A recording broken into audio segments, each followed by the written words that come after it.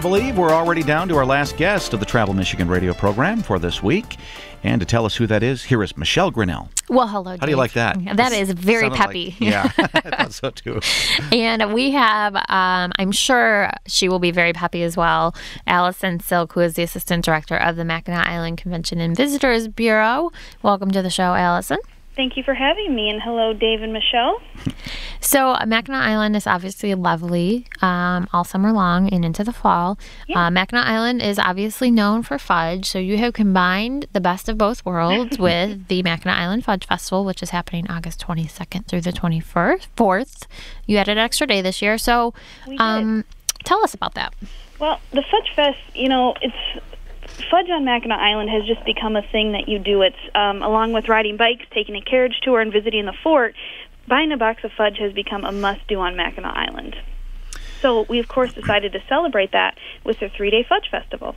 Makes sense, I suppose. Yeah. Of course, I think for most people, as Michelle said, when they come to the island, you have a fudge festival any time of the year because you typically will head into one of the many fudge shops, watch them make fudge, and eat way too much and buy a whole bunch as well. Right. But during the festival, do you have other additional events to do with the whole theme of fudge? We do. We have quite a few events, and they range from lovely adult cocktails such as Fudge on the Rocks that you can get at the different bars throughout the island. We've got a fudge-inspired dinner at Mary's Bistro. We have beer tasting because Michigan's own Arbor Brewing Company created a Mackinac Island Fudge Stout.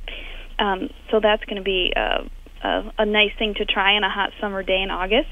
And then we have fudge making demonstrations. So, of course, as you mentioned, Dave, you can see fudge being made just about any time of day, any day on Mackinac Island in the summer. But we thought we'd make these a little bit special.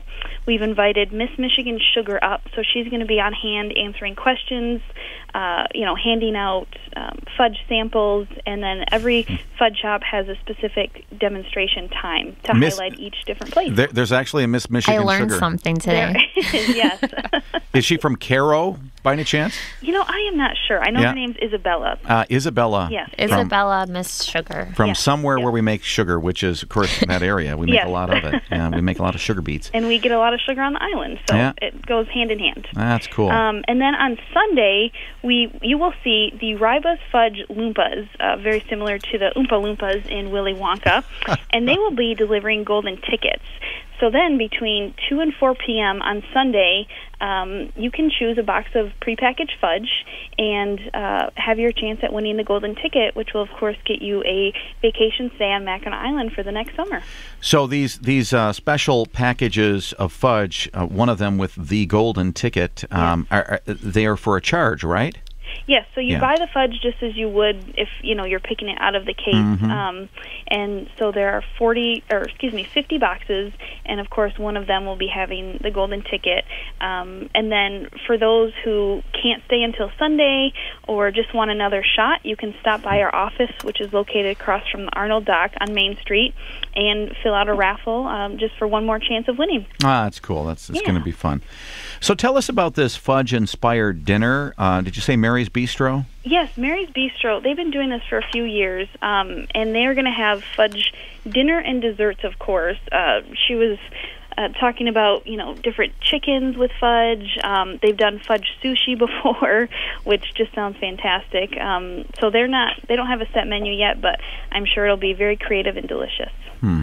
Deep fried fudge. I wonder if that could be done. They can deep fry anything. Yeah. I suppose they could. And Mary's Bistro, right next to it, they have the new Draft House.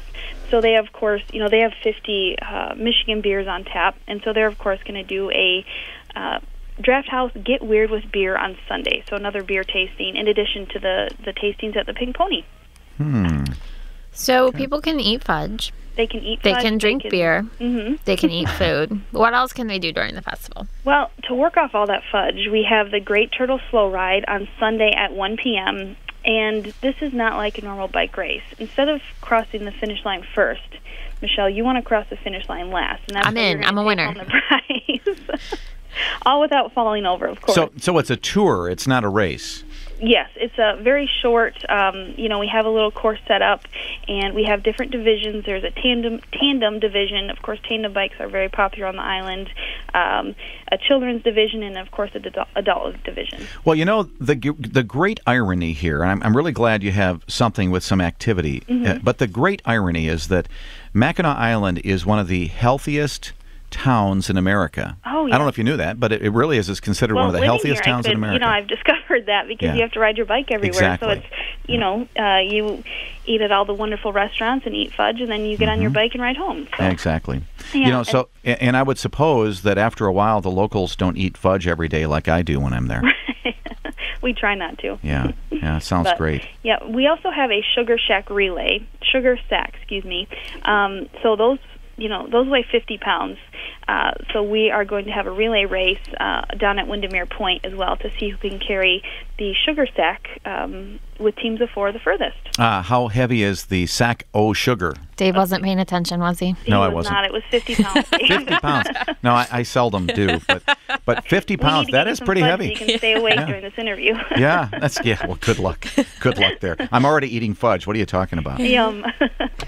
We have fudge here in our office today, too. So. Yeah, well, I have fudge with me all the time, unfortunately.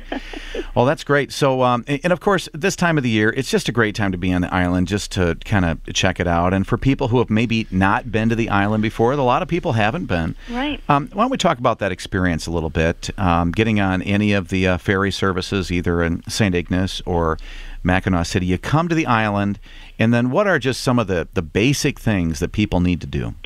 Well, I suggest for people the first thing they do when they come to the island is either rent bikes, which you can do at various spots right on Main Street, and it's convenient and fast, or get on a carriage ride. The carriage ride is going to take you to the interior of the island and kind of ground you, and you're going to see things that you're not going to see if you are on a bike, just because, like I said, it is the interior, so it's a bit hillier.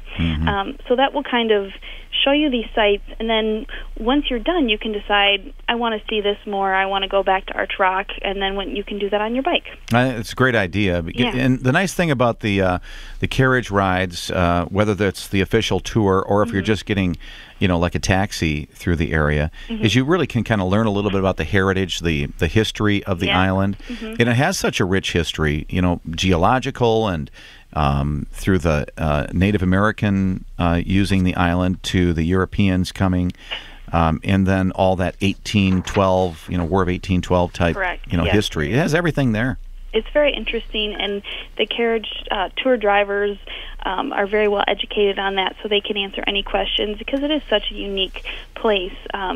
People want to know anywhere from, when was the car banned to, information from the fort. The fort has great interpreters.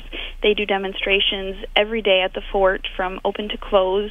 They can tell you about the rifles that were used when the fort was open, and, a lot of people think the fort is so interesting because it's authentic. It wasn't built as a tourist attraction.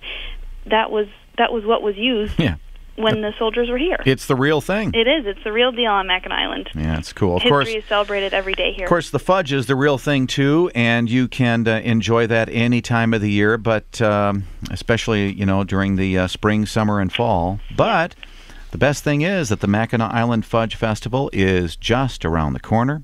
You're not going to want to miss it, coming up August 22nd through the 24th, 3 days. So it's going to be a good deal of fun at the Mackinac Island Fudge Festival. And if you'd like more information, just go to one of these websites, MackinacIsland.org or MackinacIslandFudgeFestival.org. And Mackinac Island is always spelled with a C. I want to thank Allison Silk for helping us out, detailing the big Fudge Festival activities. And you know what? That's all the time we have for Travel Michigan this week. We want to thank Mark Blackwell for engineering today's program. On behalf of Michelle Grinnell and myself, Dave Lorenz, we thank you for joining us today as well, and invite you to join us next week right here on Travel Michigan, where your trip begins at Michigan.org.